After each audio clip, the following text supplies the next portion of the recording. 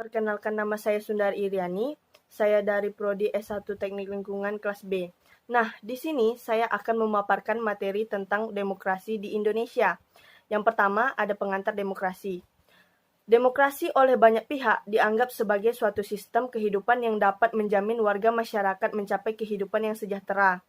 Sejalan dengan keyakinan tersebut, banyak bangsa-bangsa di dunia, termasuk di Indonesia sendiri, tengah melakukan transformasi dan transisi menuju masyarakat demokratis setelah lebih dari 30 tahun berada di dalam kekuasaan otoriter. Proses demokrasi, tanpa dibarengi dengan struktur dan kultur yang demokratis, hanya akan menjadikan proses tersebut sebagai sebuah reaksi atas trauma politik masa lalu yang memiliki arah.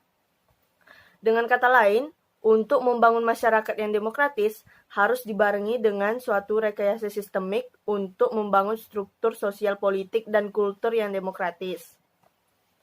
Nah, upaya membangun kultur demokrasi tersebut menurut Almond harus melewati 3 tahapan. Yang pertama, pengembangan institusi yang demokratis. Yang kedua, menciptakan kondisi sosial dan personalitas individu yang mendukung terwujudnya demokrasi. Dan yang ketiga, mewujudkan sosial dan kultur politik yang demokratis. Nah, di bagian 2, ada arti dan perkembangan demokrasi di Indonesia. Demokrasi merupakan tatanan hidup bernegara yang menjadi pilihan negara-negara di dunia pada umumnya. Demokrasi lahir dari tuntutan masyarakat Barat akan persamaan hak dan kedudukan yang sama di depan hukum. Hal ini terjadi karena pada masa sebelum adanya deklarasi Amerika dan Perancis, setiap warga dibeda-bedakan kedudukannya baik di depan hukum maupun sosial masyarakat. Demokrasi yang berasal dari kata demos dan kratos yang memiliki arti pemerintahan dari rakyat, untuk rakyat, dan oleh rakyat. Amin Rais mengartikan demokrasi sebagai dasar hidup bernegara pada umumnya, yang memberikan pengertian bahwa tingkat terakhir rakyat memberikan ketentuan dalam masalah-masalah pokok yang mengenai kehidupan termasuk dalam menilai kebijaksanaan pemerintah negara oleh karena kebijaksanaannya tersebut menentukan kehidupan rakyat. Dengan demikian, demokrasi adalah pemerintahan yang diselenggarakan berdasarkan kehendak dan kekuasaan rakyat. Atau jika ditinjau dari sudut organisasi, ia berarti sebagai suatu pengorganisasian negara yang dilakukan oleh rakyat sendiri atau atas persetujuan rakyat karena kedaulatan berada di tangan rakyat. Nah, sejak kemerdekaan 17 tahun 1945, Undang-Undang Dasar 1945 memberikan penggambaran bahwa Indonesia adalah negara demokrasi. Dalam mekanisme kepemimpinannya, Presiden harus bertanggung jawab kepada MPR. Nah, di mana MPR adalah sebuah badan yang dipilih dari rakyat.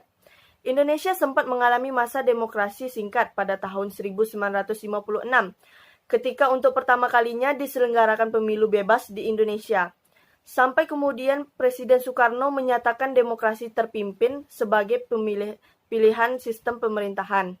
Setelah mengalami masa demokrasi Pancasila, sebuah demokrasi semu yang diciptakan untuk melanggengkan kekuasaan Soeharto, Indonesia kembali masuk ke dalam alam demokrasi pada tahun 1998, ketika pemerintahan junta militer Soeharto tumbang.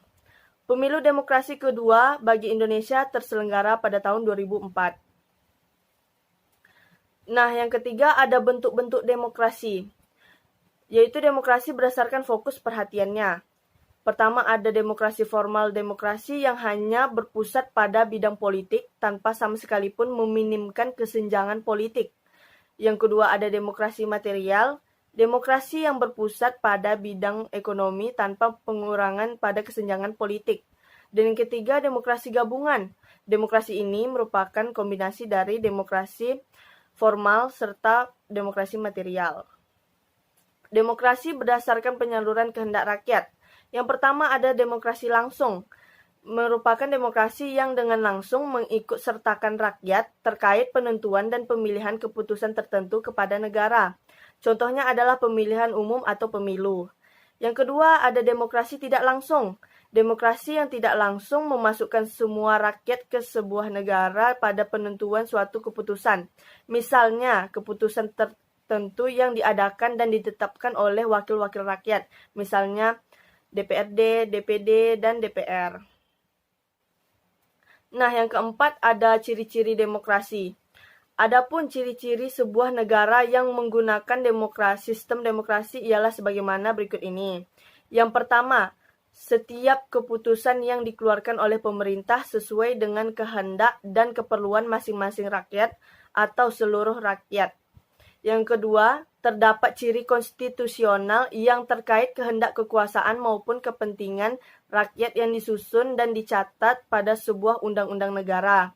Dan yang ketiga, mempunyai ciri perwakilan, yaitu saat mengelola setiap kepentingan negara kedaulatan dan juga kekuasaan rakyat telah diwakili pada yang tadinya telah dipilih dan ditentukan dari rakyat itu sendiri. Dan yang keempat, ada setiap aktivitas politik dilakukan dalam memilih pihak mana yang hendak diamanahi untuk menjalankan roda pemerintahan. Ciri kepartaian yaitu hanyalah suatu sarana dan media selaku unsur-unsur dan penerapan sistem demokrasi. Nah, adapun prinsip demokrasi pada umumnya yaitu kebebasan disepakati, diakui, dan disetujui oleh masing-masing negara, keikutsertaan setiap warga negara terkait pelaksanaan dan penentuan keputusan politik, kesetaraan masing-masing warga negara. Masing-masing warga negara memiliki kesetaraan dan kesamaan terkait praktik politik. Nah, adapun permasalahan demokrasi di Indonesia, dalam praktik atau pelaksanaan demokrasi khususnya di Indonesia, tidak berjalan dengan sesuai teori yang ada. Demokrasi yang dilaksanakan di Indonesia belum mampu mewujudkan kesejahteraan rakyat secara menyeluruh. Partisipasi warga negara dalam bidang politik pun belum tentu terlaksanakan sepenuhnya. Untuk memaparkan lebih lanjut, permasalahan demokrasi yang ada perlu dikelompokkan lagi menjadi 3 hal, yaitu dari segi teknisi atau prosedur, etika politik, serta sistem demokrasi secara keseluruhan. Dari segi teknis atau prosedur, demokrasi di Indonesia sesungguhnya sudah terlaksana. Hal ini dapat dibuktikan dengan terlaksananya pemilu pada tahun 1955, 1971, 1977, 1982, 1987, 1987, 1992, 1997, 1999, 2004, dan 2009 untuk pemilihan calon legislatif atau pileg dan pemilihan calon presiden dan wakil presiden atau pilpres. Bahkan pemilu Indonesia tahun 1999 mendapat apresiasi dari dunia internasional sebagai pemilu pertama di era reformasi yang telah berlangsung secara aman, tertib, jujur, adil, dan dipandang memenuhi standar demokrasi global dengan tingkat partisipasi politik ketika itu adalah 92,7%. Namun, sesungguhnya pemilu 1999 yang dipandang baik ini mengalami penurunan partisipasi politik dari pemilu sebelumnya, yaitu tahun 1997, yang mencapai 96,6%. Tingkat partisipasi politik di tahun berikutnya pun mengalami penurunan, di mana pada pemilu tahun 2004, tingkat partisipasi politik mencapai 84,1% untuk pemilu legislatif dan 78,2% untuk pilpres. Kemudian pada tahun 2009, tingkat partisipasi politik mencapai 10,9% untuk pemilu legislatif dan 71,7% untuk pilpres. Menurunnya angka partisipasi politik di Indonesia dalam pelaksanaan pemilu ini berbanding terbalik dengan angka golput atau golongan putih yang semakin meningkat. Tingginya angka golput ini menunjukkan apatisme dari masyarakat di tengah pesta demokrasi, karena sesungguhnya pemilu merupakan wahana bagi warga negara untuk menggunakan hak pilihnya dalam memilih orang-orang yang dianggap layak untuk mewakili masyarakat, baik yang akan duduk di kursi Dewan Perwakilan Rakyat atau DPR, Dewan Perwakilan DPD atau DPD, maupun Presiden dan Wakil Presiden. Pemilihan umum di Indonesia merupakan arena pertarungan aktor-aktor yang haus akan popularitas dan kekuasaan. Sebagian besar petinggi pemerintah di Indonesia adalah orang-orang yang sangat pandai mengubar janji untuk memikat hati rakyat. Menjelang pemilihan umum, mereka akan mengucapkan berbagai janji mengenai tindakan-tindakan yang akan dilakukan apabila terpilih dalam pemilu. Mereka berjanji untuk mensejahterakan rakyat, meringankan biaya pendidikan dan kesehatan, mengupayakan lapangan pekerjaan bagi masyarakat, dan sebagainya. Tidak hanya janji-janji yang mereka gunakan untuk mencari popularitas di kalangan rakyat melalui tindakan manipolitis. Perbuatan tersebut adalah perbuatan yang tidak bermoral dan melanggar etika politik. Hak pilih yang merupakan hak asasi manusia tidak bisa dipaksakan oleh orang lain. Namun, melalui manipolitik, secara tidak langsung mereka mempengaruhi seseorang dalam penggunaan hak pilihnya. Nah, adapun kelebihan atau keuntungan dari sistem demokrasi ini, yang pertama, kesamaan hak menyebabkan masing-masing masyarakat boleh ikut ambil bagian terkait sistem politik. Yang kedua, penerima kekuasaan ditentukan berdasarkan keinginan serta suara rakyat. Dan yang ketiga, menghindari adanya monopoli kekuasaan.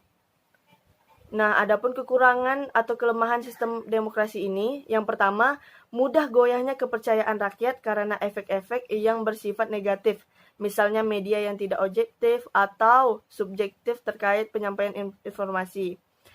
Yang kedua, dinilai tidak adil terkait kesamaan hak sebab menurut para ahli masing-masing orang memiliki kesamaan politik yang tidak sama persis. Dan yang ketiga, fokus konsentrasi pemerintah yang masih menjabat menjadi kurang lantaran mendekati pemilihan umum selanjutnya. Baiklah, sekian pemaparan dari saya. Lebih dan kurang saya mohon maaf.